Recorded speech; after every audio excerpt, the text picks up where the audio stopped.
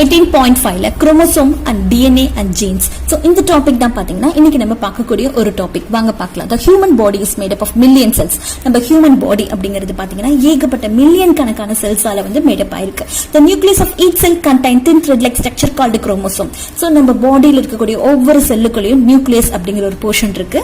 அந்த நியூக்ளியஸ்ங்கிறது பாத்தீங்கன்னா என்ன கண்டெயின் பண்ணிருக்குன்னா ஒரு த்ரெட் மாதிரி இருக்கக்கூடிய ஒரு ஸ்ட்ரக்சரை வந்து கண்டெயின் பண்ணிருக்கு.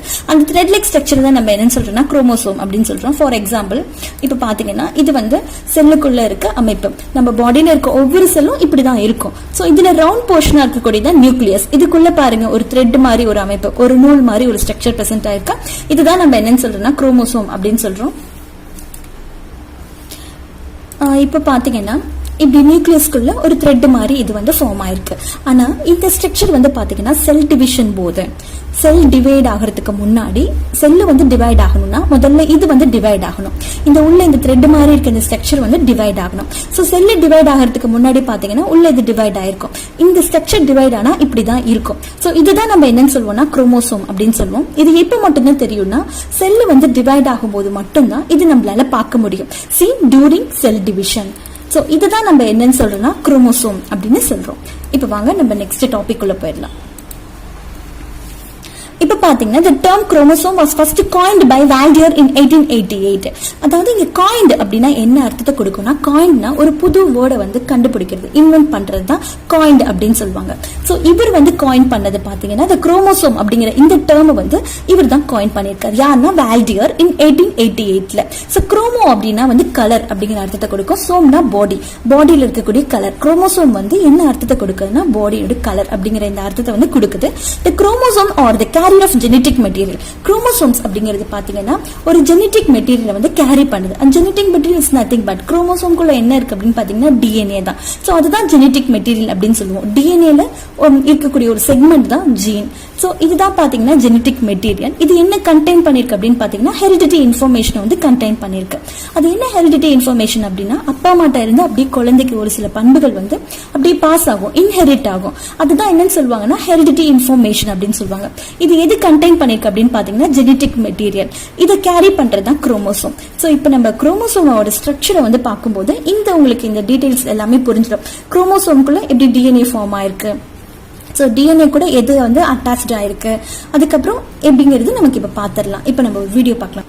வாங்க அந்த வீடியோ பார்க்கலாம்.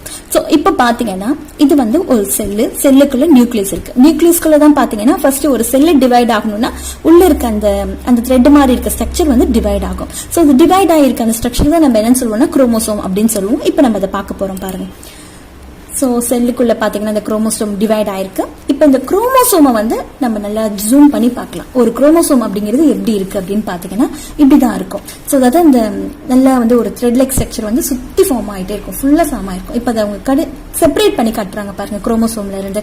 சோ ஒரு த்ரெட் மாதிரி இருக்க ஒரு அமைப்பை பாத்தீங்கன்னா ஃபுல்லா இந்த ஸ்ட்ரக்சரை வந்து ஃபார்ம் பண்ணிருக்கு. சோ இதுதான் அந்த ஸ்ட்ரக்சர் வந்து இப்படிதான் ஃபார்ம் ஆயிருக்கு அப்படின்னு அவங்க எடுத்து காட்டுறாங்க.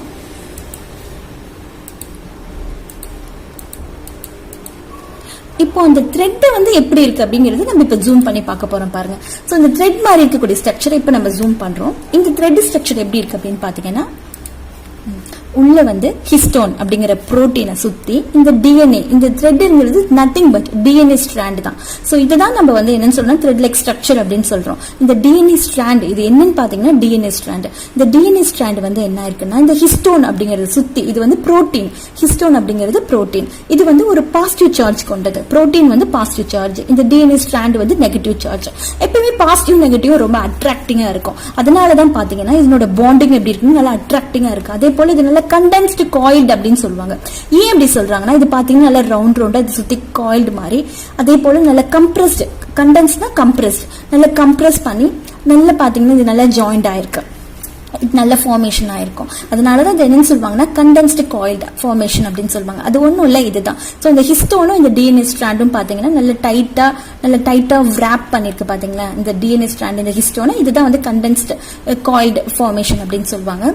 சோ இது இப்ப வந்து நம்ம இதுக்குள்ள இருக்க புரோட்டீன் இது எப்படி வந்து சுத்தி அமைஞ்சிருக்கு அப்படிங்கறத பாத்துட்டோம். ஆனா இந்த டிஎன்ஏ வந்து இப்ப இந்த த்ரெட் லைக் ஸ்ட்ரக்சரான இந்த டிஎன்ஏ ஸ்ட்ராண்டை வந்து நம்ம இப்ப ஜூம் பண்ணி பார்க்கலாம் பாருங்க.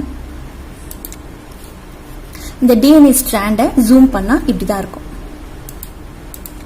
இதுக்குள்ள பாத்தீங்கன்னா தைமின், அடினைன்ஸ், குவானைன்ஸ், சைட்டோனின் அப்படின்னு ஃபார்ம் ஆயிருக்கும். இதுதான் வந்து டிஎன்ஏ ஸ்ட்ரக்சர் அப்படின்னு சொல்லுவோம். இப்போ வாங்க நம்ம போயிடலாம், உள்ள டீடைலா பார்க்கலாம். So the chromosome or the carrier of genetic material. Genetic material it's nothing but DNA தான். அது என்ன கண்டெயின் பண்ணிருக்குன்னா அதுதான் வந்து ஹெரிடிட்டி இன்ஃபர்மேஷன் வந்து கண்டெயின் பண்ணிருக்கோம். ஸோ அப்பா அம்மாட்ட இருந்து குழந்தைக்கு, அதாவது ஒரு ஜெனரேஷன்ல இருந்து இன்னொரு ஜெனரேஷனுக்கு பாஸ் ஆகக்கூடிய அந்த கேரக்டர்ஸ் அதுதான் வந்து என்ன சொல்லுவாங்க, ஹெரிடிட்டி இன்ஃபர்மேஷன் அப்படின்னு சொல்லுவாங்க. The chromosome are highly condensed coiled chromatin fibers. So chromatin fibers தான் வந்து என்னன்னா புரோட்டீன், அந்த அதுல வந்து அந்த டிஎன்ஏ வந்து சுத்தி ஃபார்ம் பண்ணியிருந்ததுல, ஸோ அந்த இதுதான் அந்த புரோட்டீன் தான் வந்து பாத்தீங்கன்னா குரோமாட்டின் ஃபைபர்ஸ். ஸோ அது வந்து எப்படி இருக்குன்னு பாத்தீங்கன்னா இந்த குரோமோசோம்ஸ் ஆர் ஹைலி கண்டென்ஸ்டு, அதாவது நல்ல கம்ப்ரஸ்ட் ஆயிருக்கு, நல்ல கம்ப்ரஸ்ட் ஆகி நல்ல காயில்டு மாதிரி ஃபார்ம் ஆயிருக்கும். எதோடன்னு பாத்தீங்கன்னா இந்த குரோமாட்டின் ஃபைபர்ஸ், அதாவது அந்த புரோட்டீன் பாத்தீங்கன்னா எதோட பேக்டா இருக்கும்னா DNA ஸ்ட்ராண்டோட. So that form the genetic material. இதுதான் வந்து என்னன்னு சொல்றாங்க, ஜெனெட்டிக் மெட்டீரியல் அப்படின்னு சொல்றாங்க. ஒரு குரோமோசோம் அப்படிங்கிறது பாத்தீங்கன்னா ஒரு கண்டென்ஸ்டு காயில்டா ஒரு குரோமாட்டின் ஃபைபர்ஸோட டிஎன்ஏவோட பேக் ஆயிருக்கு. இதுதான் வந்து என்ன ஃபார்ம் பண்ணுதுன்னா ஜெனெட்டிக் மெட்டீரியல் வந்து ஃபார்ம் பண்ணுது. ஸோ இதுல பாத்தீங்கன்னா genes are segment of DNA.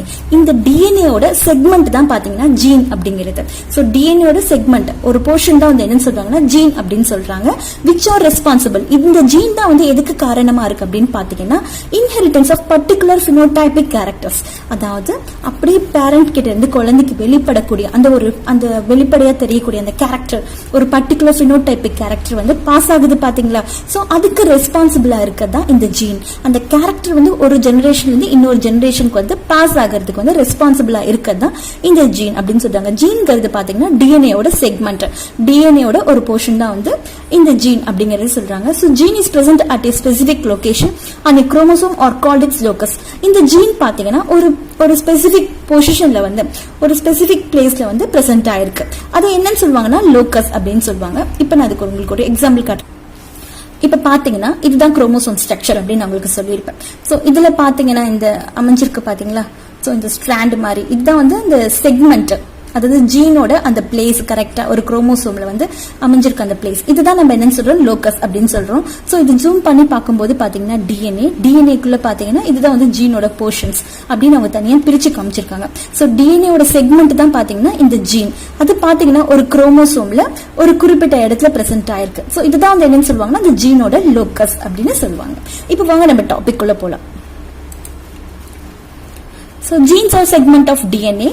Gene வந்து பாத்தீங்கன்னா டிஎன்ஏவோட ஒரு செக்மெண்ட் தான். அதுதான் வந்து எதுக்கு காரணமா இருக்கு அப்படின்னு பாத்தீங்கன்னா ஒரு பர்டிகுலர் phenotypic கேரக்டர்ஸ், அதாவது ஒரு சில கேரக்டர்ஸ் வந்து பாஸ் ஆகிறதுக்கு ரொம்ப ரெஸ்பான்சிபிளா இருக்குது இந்த ஜீன் தான்.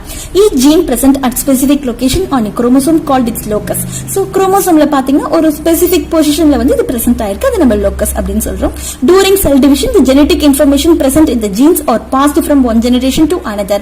அதாவது செல் வந்து டிவிஷன் ஆகும்போது பாத்தீங்கன்னா இந்த ஜெனெட்டிக் இன்ஃபர்மேஷன் இதுல பிரசன்ட் ஆயிருக்கிறது பாத்தீங்கன்னா அந்த ஜீன்ல பிரசன்ட் ஆயிருக்க அந்த ஜெனெட்டிக் இன்ஃபர்மேஷன் வந்து பாஸ் ஆகுது, ஒரு ஜெனரேஷன்ல இருந்து இன்னொரு ஜெனரேஷனுக்கு பாஸ் ஆகுது. எப்போ அப்படின்னு பாத்தீங்கன்னா செல் டிவிஷன் போது இந்த ஜெனெட்டிக் இன்ஃபர்மேஷன் ஜீன்ல பிரசன்ட் ஆயிருக்கிறது அப்படியே ஒரு ஜெனரேஷன்ல இருந்து இன்னொரு ஜெனரேஷனுக்கு பாஸ் ஆகுது அப்படின்னு சொல்றாங்க. நெக்ஸ்ட் வந்து 18.5.1 ஸ்ட்ரக்சர் ஆஃப் குரோமோசோம். இது நம்மளோட நெக்ஸ்ட் டாபிக். இப்போ வாங்க பார்க்கலாம். The chromosome or thin, long and thread-like structure consisting of two identical strands called sister chromatids.